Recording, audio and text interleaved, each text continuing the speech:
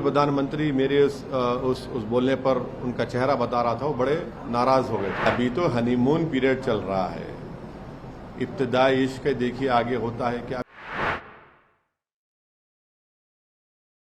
लोकसभा में वजीर आजम प्रधानमंत्री ने एक ऑल पार्टी मीटिंग बुलाई थी और उस ऑल पार्टी मीटिंग में जितने पॉलिटिकल पार्टीज लोकसभा राज्यसभा में उन सबको दावत दी गई थी। उस ऑल पार्टी मीटिंग में ये एजेंडा था कि one nation one election, what more needs to be done to strengthen the democracy of India, हमारी लोकतंत्र को मजबूत करने के लिए और क्या करना चाहिए। और एक तीसरा पॉइंट था, मुझे याद नहीं आ रहा। तो उसमें जितने पॉलिटिकल पार्टीज थे उन सब ने तकरीबन, जो मेरा मेमोरी अगर मेरी राइट है, तो सब ने एग्री हो गए थे वन नेशन इलेक्शन के लिए, सिवाय हमारी पार्टी के। जब मैं था और येचुरी साहब, और मैंने वन नेशन वन इलेक्शन को संविधान के बेसिक स्ट्रक्चर के खिलाफ करार दिया था और कहा था कि प्रधानमंत्री ये चाहते हैं कि देश में सिर्फ उनकी पार्टी मजबूत रहे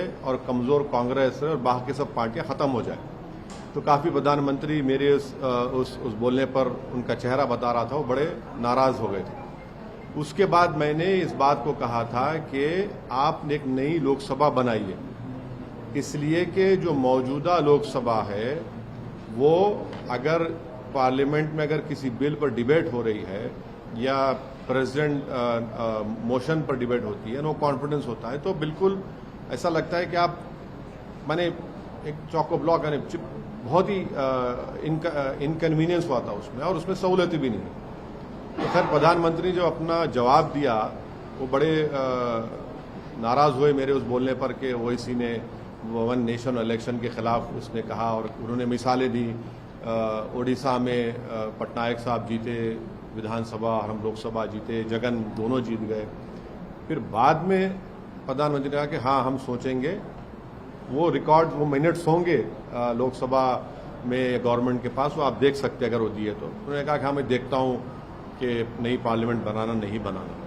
तो पहली पॉइंट तो ये है कि नई पार्लियामेंट की जरूरत है, इससे कोई इनकार नहीं कर सकता।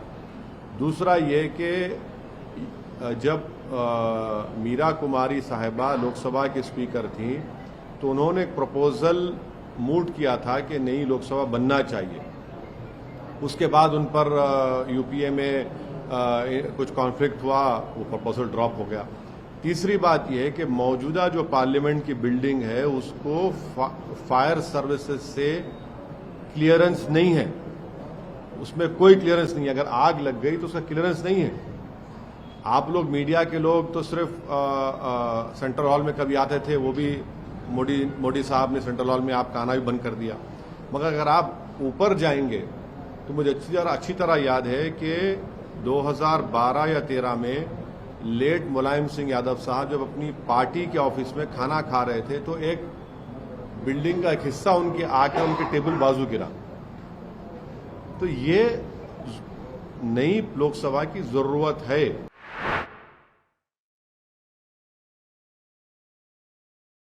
प्रधानमंत्री को, वजीर आजम मोदी को इस नई पार्लियामेंट की बिल्डिंग का इनॉग्रेशन नहीं करना चाहिए, क्योंकि ये theory of separation of powers का ग्रॉस वायलेशन है। ये स्पीकर के डोमेन में, लेजिस्लेचर के डोमेन में एग्जीक्यूटिव इंटरफेयर हो रहा है। दूसरी बात यह है कि ये जो अपोजिशन पार्टीज के लोग हमसे कोई कांटेक्ट नहीं किए, हमारी पार्टी से।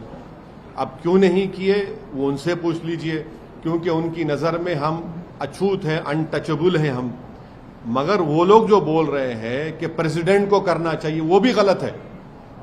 वो गलत है, इसलिए गलत है क्योंकि आर्टिकल 53(1) पढ़िए आप लोग। आर्टिकल 53(1) ये कहता, the executive power of a union shall be vested in the president and shall be exercised directly or through officers subordinate to him in accordance with this constitution. 53(1) तो वो तो प्रेसिडेंट भी तो एग्जीक्यूटिव का हिस्सा है, पढ़ते नहीं है ये लोग। इसीलिए हम कह रहे हैं कि स्पीकर कस्टोडियन है लोकसभा का और स्पीकर को करना चाहिए। हम देश के वजीर आजम से, प्रधानमंत्री से ये डिमांड करते हैं कि आप पीछे हट जाइए।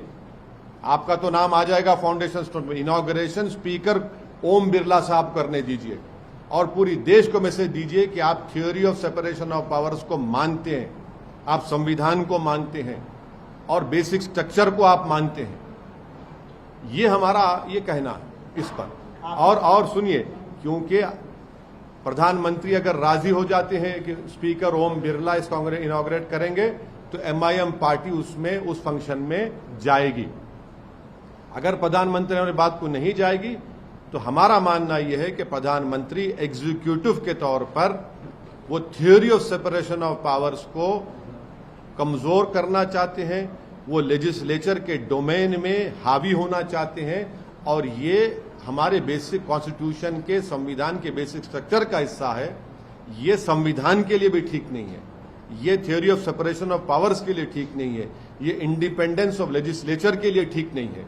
अगर प्रधानमंत्री वजीर आजम बजिद हैं कि मैं ही करूंगा इसका, तो फिर हम इस फंक्शन में शिरकत नहीं करेंगे।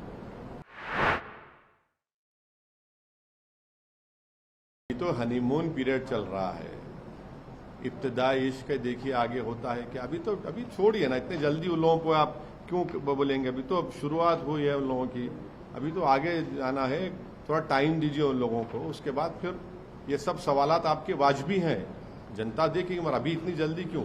नई सरकार बनी है, उनको टाइम दीजिए।